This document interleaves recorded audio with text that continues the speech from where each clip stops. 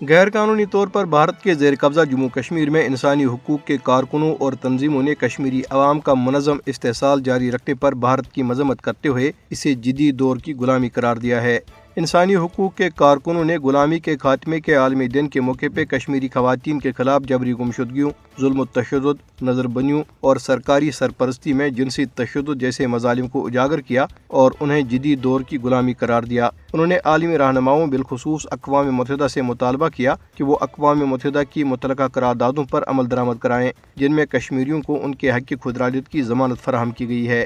Jammu Kashmir democratic freedom party نے اقوام متحدہ کے سیکرٹری جنرل انطونیو گتریس اور OIC کے سیکرٹری جنرل حسین براہیم طاہا سمیت عالمی رہنماؤں سے اپیل کی ہے کہ وہ بھارتی جیلوں میں نظر بند کشمیریوں کی حالت زار کا نوٹس لیں۔ ڈیموکریٹک فریڈم پارٹی نے دونوں عالمی اداروں کے نام خاتمہ تشدد، قید تنہائی اور طبی سہولیات سے محرومی جیسے واقعات کو اجاگر کرتے ہوئے نظر بند کشمیریوں کی رہائی کے لیے عالمی مداخلت پر زور دیا۔ خطوط میں شبیر احمد شاہ اور محمد یاسین ملک جیسے نظر بند رہنماؤں کی بگڑتی ہوئی صحت کا حوالہ دیتے ہوئے عالمی برادری سے مطالبہ کیا گیا کہ وہ ان کی جلد رہائی کے لیے بھارت پر دباؤ ڈالیں۔ دریں اثنا بھارت نے مقبوضہ جموں کشمیر کے جموں خطے میں پیراملٹری بارڈر سیکورٹی فورس کی 2 اضافی بٹالین تعینات کی ہیں۔ 2000 سے زائد BSF اہلکاروں کو سامبا، راجوری، پونچھ اور کٹھوا اضلاع میں تعینات کیا گیا ہے۔ تجزیہ کاروں کے مطابق یہ تعیناتی سال 2019 میں مقبوضہ علاقے کی خصوصی حیثیت کی منسوخی کے بعد حالات معمول پر آنے کے بھارتی حکومت کے دعووں کی نفی کرتی ہے۔